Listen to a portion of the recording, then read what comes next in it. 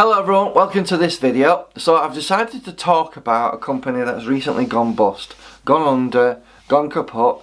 But I'm going to tell you about my experiences about working there. However, before I do that, let's talk about the company in question. So basically everything I'm going to say is my personal opinion. Everything should be considered alleged for legal reasons. But I'm going to tell you my experiences. But before we do that, let's talk about the bus company in question, which is called Yorkshire Buses. Recently, they have ceased to operate, and the reasons they cited was rising fuel prices and other reasons. Basically, it's a company that claimed to be very customer oriented. They want to serve the community. They want to help the community. They want to be a better bus company than any out there, and it was run by a guy called Steve that ran the company, who owned the company, and there was a guy called Pete who was like the director, the second in charge. So their ethos was all about looking after passengers. Sadly, that didn't really happen, and neither did looking after the drivers, if I'm honest with you. So that's the company. Now what they decided to do, because of rising cost in fuel and other reasons, which I think there were other reasons rather than the cost of fuel, they basically decided to cease the company with no notice at all. I've never heard of a company doing this. Literally, one day they decided we're going to cease operating at 8 o'clock tonight, and they gave no notice to their passengers. Normally when you cease trading you would give some sort of notice, a week, 2 weeks, a month, a couple of months, something, you know, so the passengers can take basically get alternative arrangements. And I think a lot of passengers were angry about this, and I don't blame them, to be honest, to give no notice at all. And what about the staff? Think about the staff. My God, they probably was given a bit of a heads up, but not much of one, I suspect. So let me talk about my experiences working there.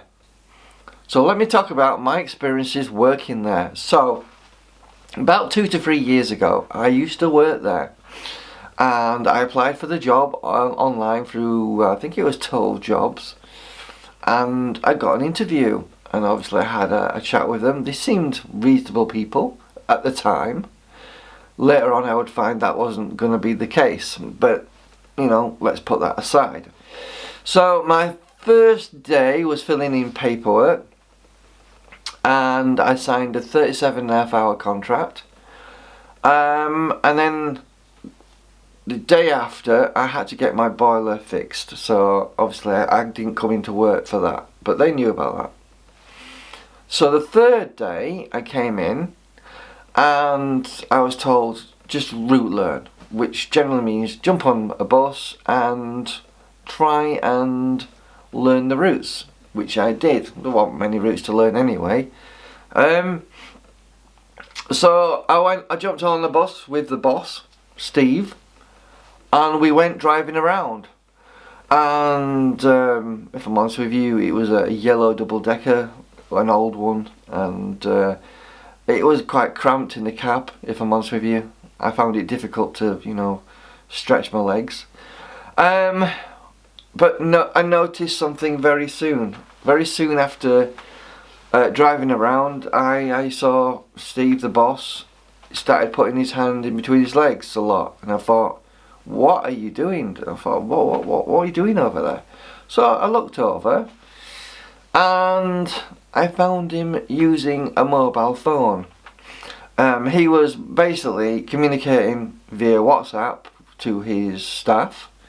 He was sorting out emails from what I could see, SMS messages as well, and occasionally would take the odd phone call using a Bluetooth headset. Now, I don't know if any of you guys are familiar with bus driving or bus companies in particular, but that is a no-no. That would get you fired at any of the big companies I've worked at straight away, like that.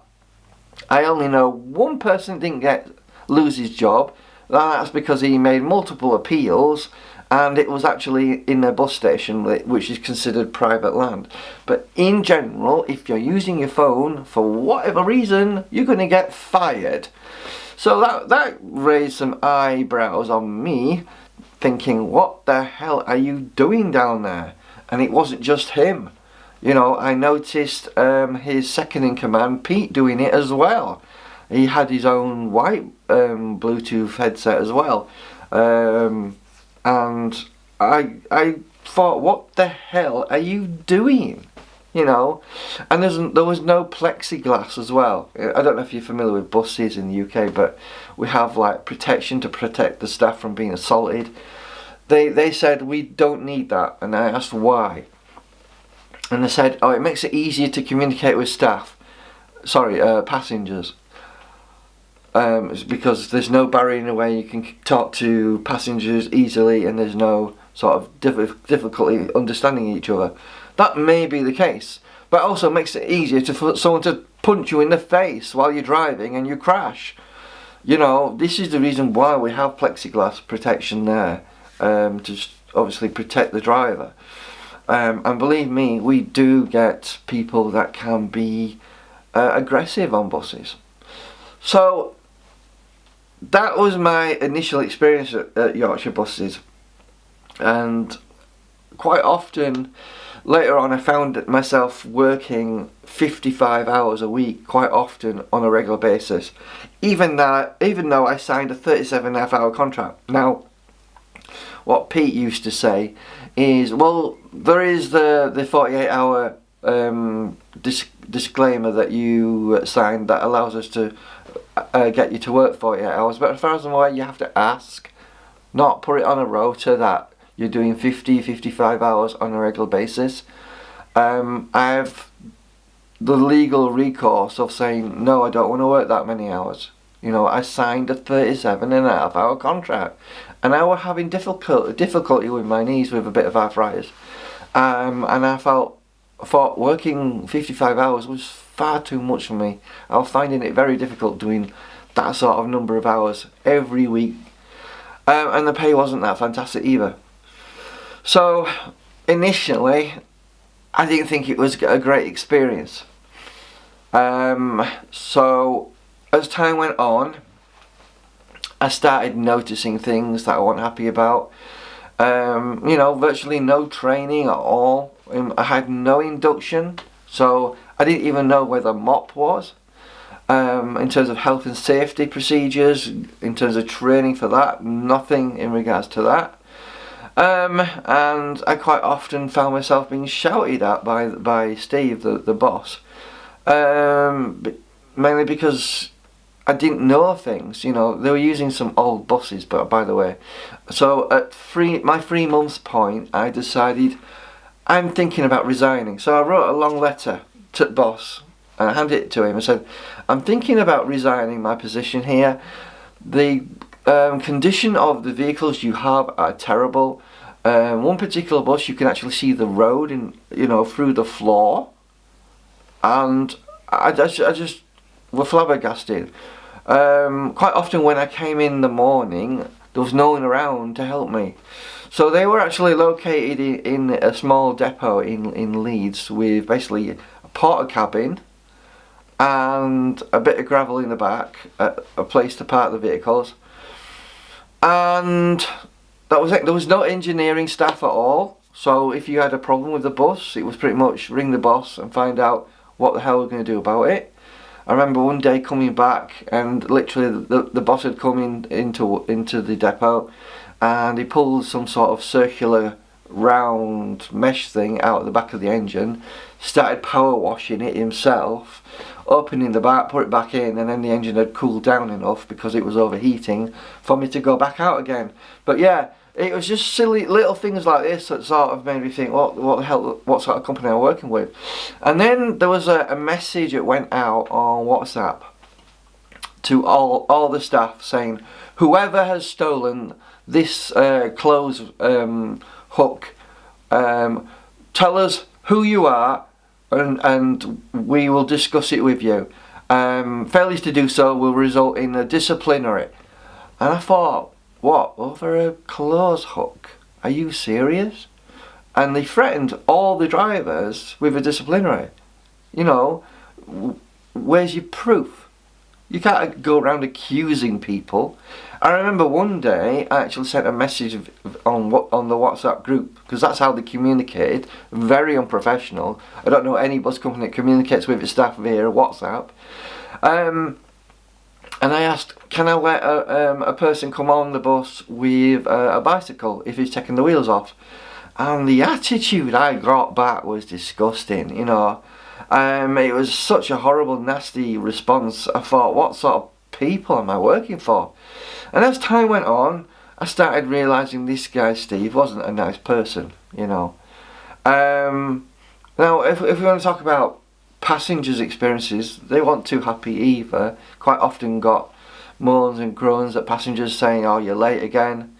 And one thing I've later on found out is when passengers left comments on the Facebook page of the company, or expressed a dissatisfaction of the service, they got some sort of attitude back. They even labelled a driver who'd left the company, who said, I didn't enjoy my experience here. I think Steve the boss said, we're happy you've left because you're a vile individual. Now, to call someone openly on Facebook vile is slanderous to start off with, but not a very nice thing or professional thing to do. And I found this quite often. They would delete comments that passengers had left, and they were trying to hide people's disappointment with the service. And I thought it was very, very unprofessional that. In fact, there was one person who had his comments deleted and removed, and he decided, I'll set up my own Facebook page. And people were commenting on that Facebook page. And so did I. I told him what the crack was there. So obviously we've addressed the fact that they were using their mobile phones illegally on quite a regular basis. They even told one driver, if you don't get a smartphone and a Bluetooth headset, we might have to rethink your employment. Basically, another threat to that driver. Not great at all. And then I one day came in, and one of the buses, a red bus that had double doors on it, because it come from London. Later on they got it converted and got rid of the middle door. The speedometer was not working, and do you know what Steve the boss said to me? He said, providing it's being reported and it's fixed within 7 days, it's legal for you to take that out. So I didn't know what to do. You know, I really didn't want to take it out, because if anyone knows Leeds, there's like 500 speed cameras and it's easy to get done. And his attitude was, you're a bus driver and you should know what the speed limit is anyway. You should know what 30 miles an hour is. So you shouldn't really need the speedometer. And later on, when I went to a different company and told a few engineers about this, he said, you shouldn't have taken that bus out at all, because he's lying to you. So we've had mobile phones lying about a speedometer, right? And then another day I came in and I couldn't get a bus working. The step that raises up and down one of the buses, on the bus that had the holes that you could see the road in, by the way, it just was dragging along the floor, and the bus basically was broken. So I rung Steve up again. I said, listen mate, I've got a problem with this bus. I can't get it to work. There's a problem with the step. And he said, oh right, yeah, you need to go and get the other bus, the red single decker, the streetlight bus. So I did, and I tried to get it started, wouldn't start.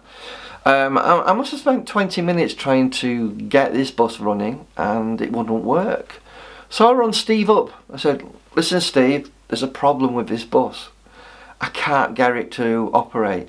And then he said something on the phone that I was so tempted to have my notice in, so tempted to say, shove your job up your ass. He said to me, "You're costing me money. I'm going to lose a contract because of you. You should be out on the road. You should be able to get that bus running. You're a bus driver, are you? You should be able to get these buses running up." Now, keep in mind, all these buses are very, very old. I've worked at another bus company, a very big one, right, called First. You probably know about the name. And it was even older than their older buses in Huddersfield. And they get like the oldest buses in the fleet. And I could not start some of these buses sometimes because I couldn't figure out what button did what, because they weren't labelled, because they were so old. And they must have been from the 70s or something. So obviously I rang him up and said, "I can't get this started." And obviously all the vile that were coming out of his mouth wasn't very nice, and I was tempted to say, "Shove your job." Anyway, the second guy, Pete, the second in command, came in, the director. He said, I'm going to send Pete in to look at this bus and get it up and running." So Pete comes in. I'm thinking, oh, Pete's going to get it up and running within a few minutes and make me look like an idiot, right, basically. Anyway, we couldn't get the bus started. Even he couldn't figure out what was going on, and we were slamming the emergency exit door that's in the middle of the bus, seeing if that was something to do with preventing the engine from starting, and literally banging it really, really hard. And eventually he got into the cab and pressed the start button, and the engine started going. And I went up to him and said, "How did you get the bus going?" And he said to me, "Oh, you have to slam that door really hard, let me show you." So we went to middle, and he slammed it, and he said, "Right, you do it." And I slammed it, and it didn't, the engine won't start. He said, "You got to do it harder than that." So I slammed it again. "Oh, you got to do it harder than that." So I did it again, a third time.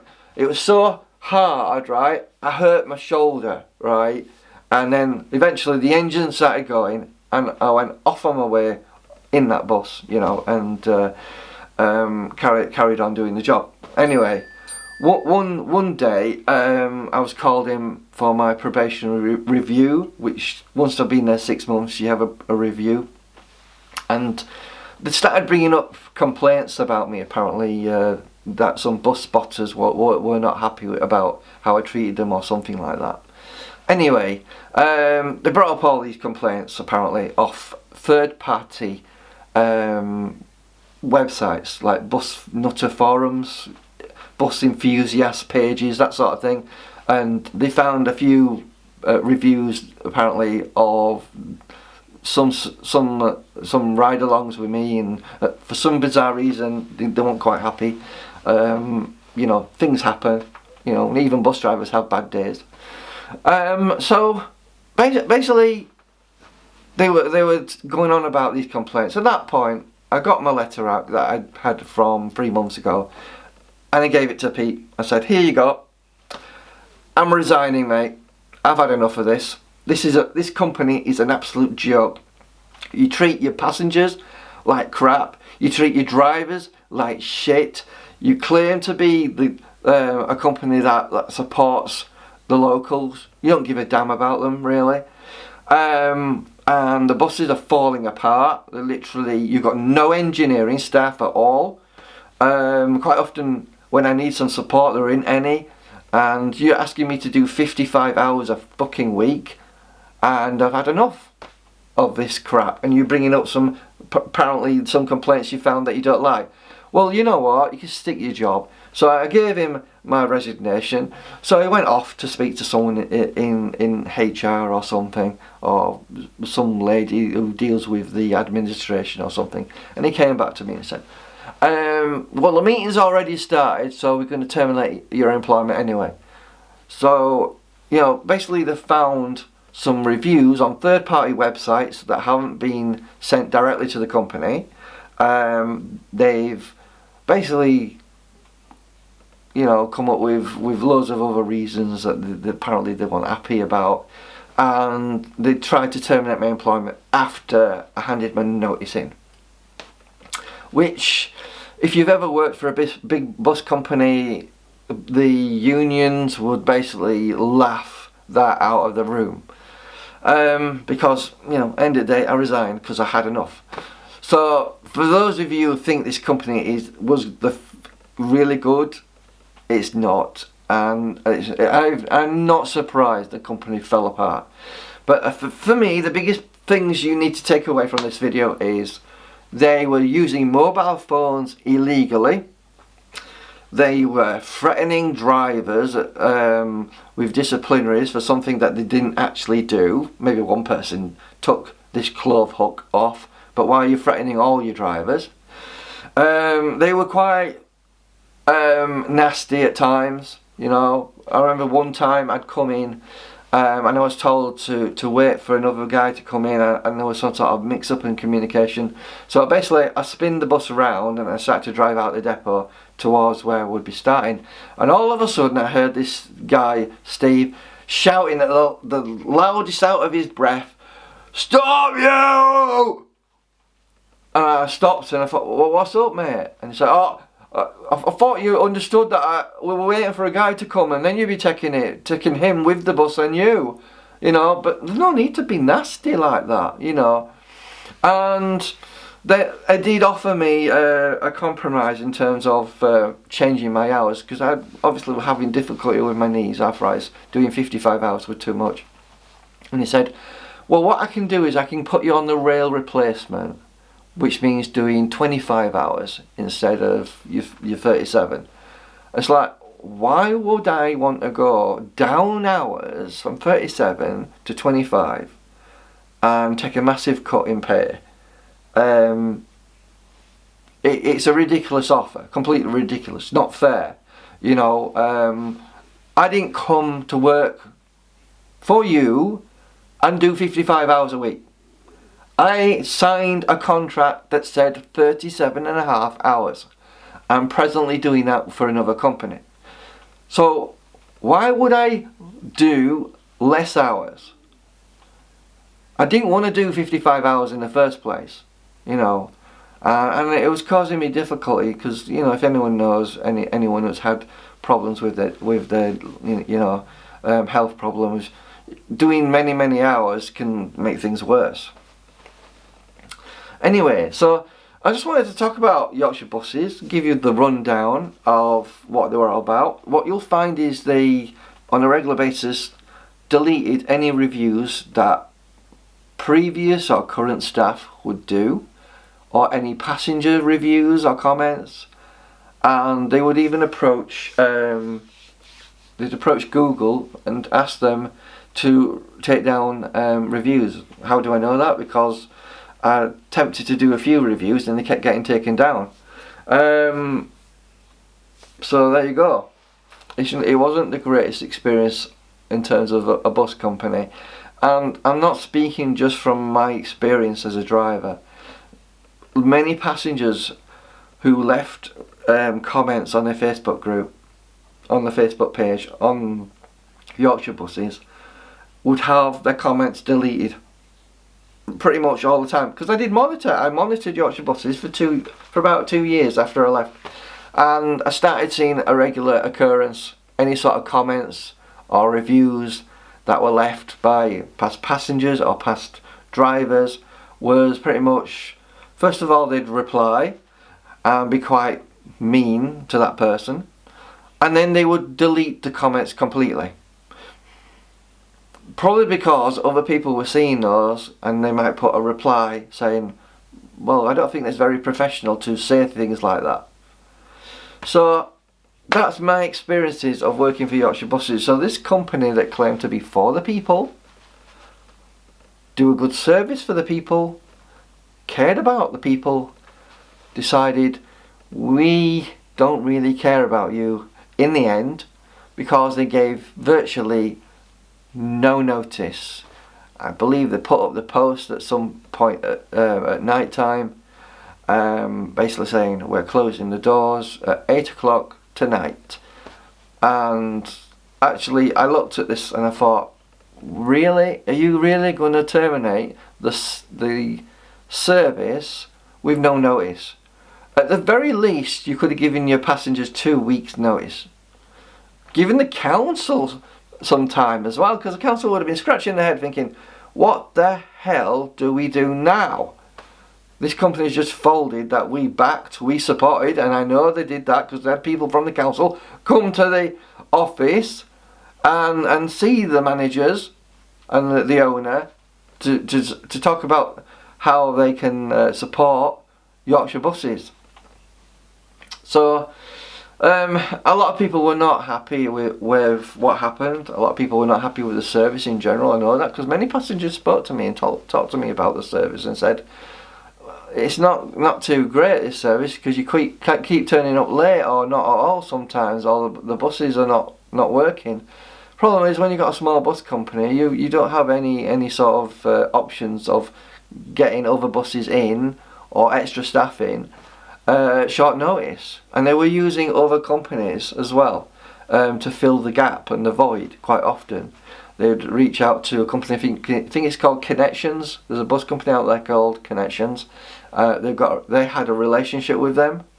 I remember talking to the boss of Connections, because he was on a bus once. I told him how I didn't like this company that I'm working for. There was quite a few problems, and I actually got back to the boss. So when I came in one day, they said, you've been slagging us off to the Connections boss. We don't like that. We know everything you said. And I'm thinking, really? Well, I thought you'd keep it to himself, having a quick chat about how I felt the company wasn't great. And I'd only been there about a few months. But that's my experience of Yorkshire Buses. You know, take my experience with a pinch of salt. But I think for the key things you need to be taking away from this video is they were using their mobile phones illegally. They told me to take a bus out with a speedometer that was not working, that had been reported, and apparently they had 7 days to repair that. That is bullshit. That's pretty much illegal. If the traffic commissioner got to find that out, they would be in serious shit. And obviously the condition of the buses, they were appalling, falling apart literally. When you've got no engineering staff, these things will happen. I had to take coolant liquid in bottles on the bus just in case it overheated, so I could pour it in the back of the engine. It was that bad. Anyway, hopefully this was informative. I want to give you the truth. This is the truth of my experiences. You might think I brought some of it on myself, maybe not.